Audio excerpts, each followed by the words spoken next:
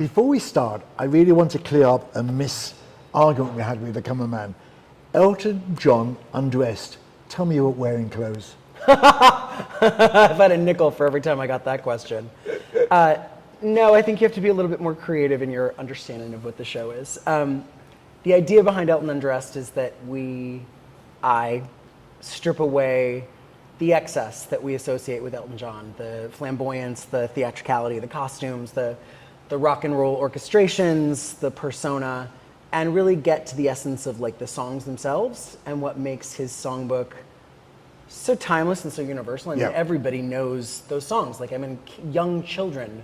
He's been so great at licensing that songbook. And it's over a long period as well. Oh yeah, I mean, he's just as relevant as he ever was. You're probably aware that in England he's a hero because of his work for the AIDS charities. Sure. Is what he does. Yep. And so we love him. Mm-hmm. So why Elton this year? You were George Michael last year.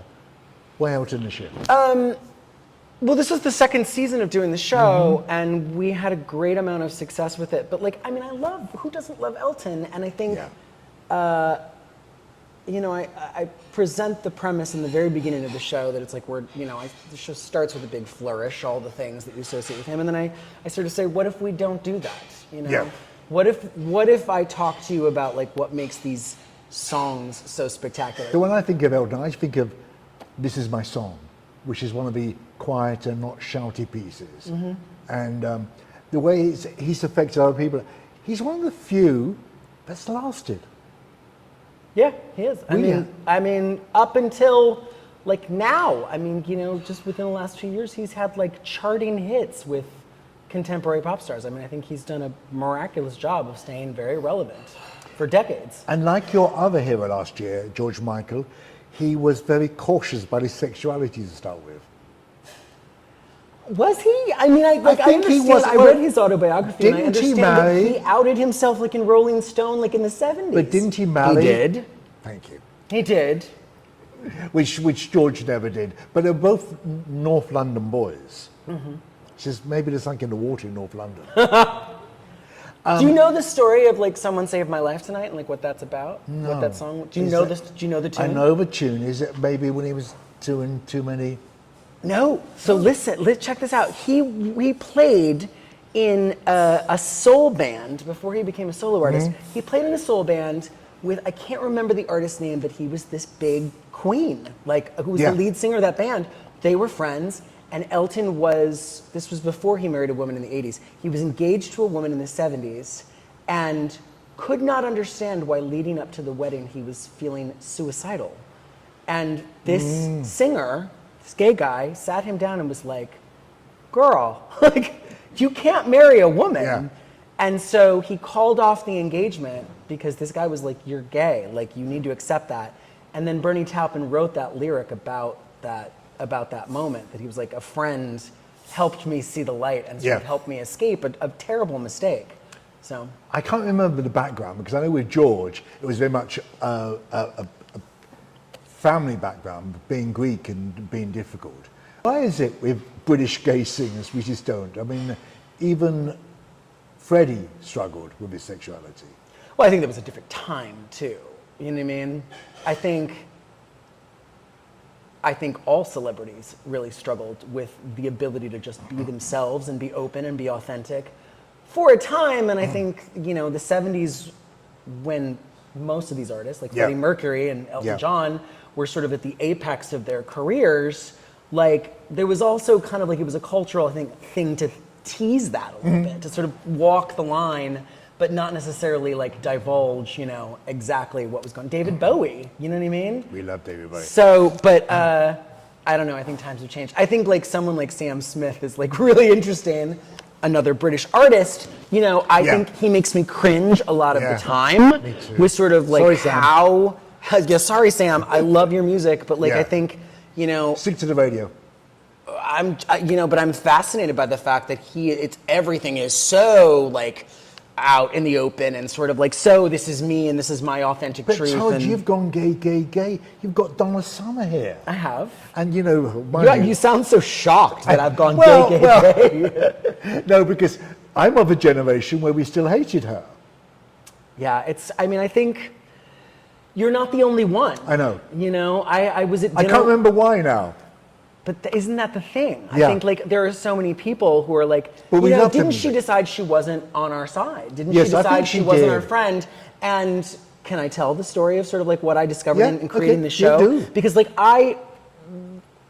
so my show is called Donna, Disco, and Us. It's, you know, it's playing at the Crown this summer. It's my new show.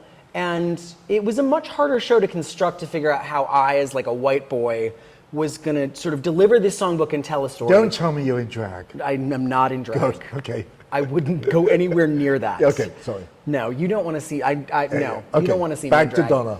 So, but like you know, as a kid born in 1977, like I was born too late to really experience like the golden age of disco, but was always mesmerized by her, mesmerized by it, and Donna Summer definitely showed up in all of these different ways to sort of like point me in the direction of my own gayness, just through her music.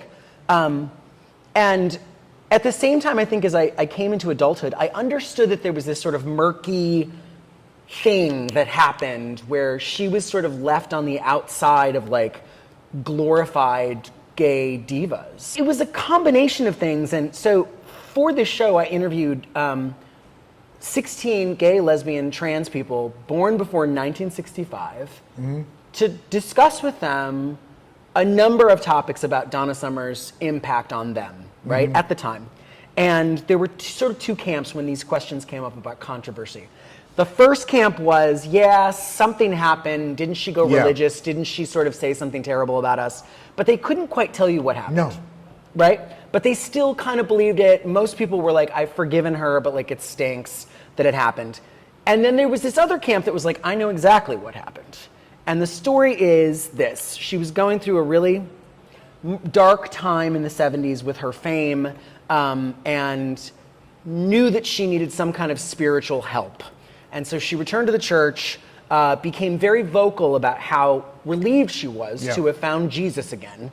And her fans, mostly gay men, many of whom have a very fraught relationship with religion, were like, good for you, girl, happy for you, great. But she was singing gospel songs in the middle of her like disco concerts. And then in '83, as the AIDS epidemic is sort of, you know, full throttle, she let something fly off the cuff, like in concert, that was, it was Adam and Eve, not Adam and Steve. But she was, as I understand it, she was joking.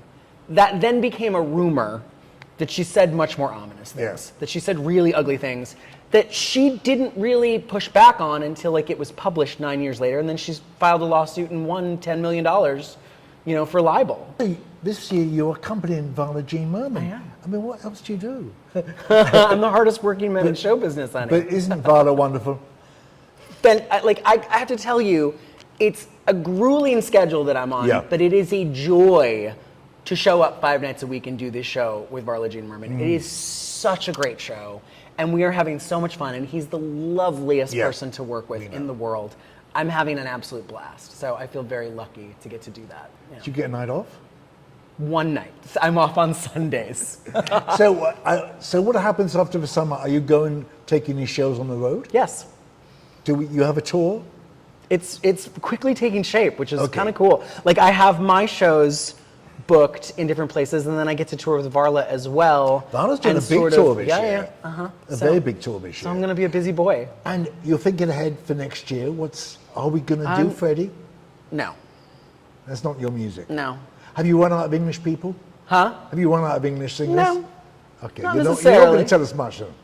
No, because I haven't decided. I mean, I think like, you know, I like this formula that I found. I think like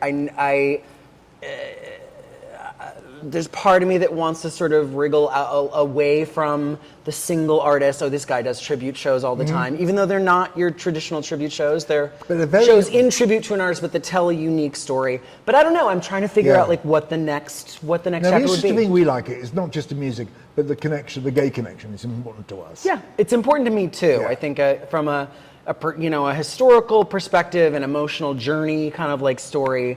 There's always that piece that I need to, tap into to make it worth doing for me. I think that's always kind of the mission, is to sort of like have people leave the show reminded of the incredible music that these people have brought into the world, but also to have them walk away thinking in a new way about a songbook that they've known their entire lives, and maybe having some new perspective, and maybe like a little bit of like healing from that, you know? And it's a personal thing. This is our community. Yeah. And they're part of it. Yeah. Well, long may you continue to reign. Well, Good to thank you. talk to you. Likewise. And we'll see you next year, whatever you've got up your sleeve. Fabulous. I'll let you know. Goodbye. Thanks.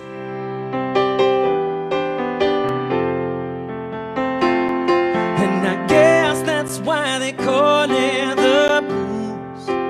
Time on my hands, couple times spent with you, laughing like children, living like lovers, more than like thunder under the covers. And I guess that's why they call it the blues, laughing like children, living like lovers. And I guess that's why they call it the blues.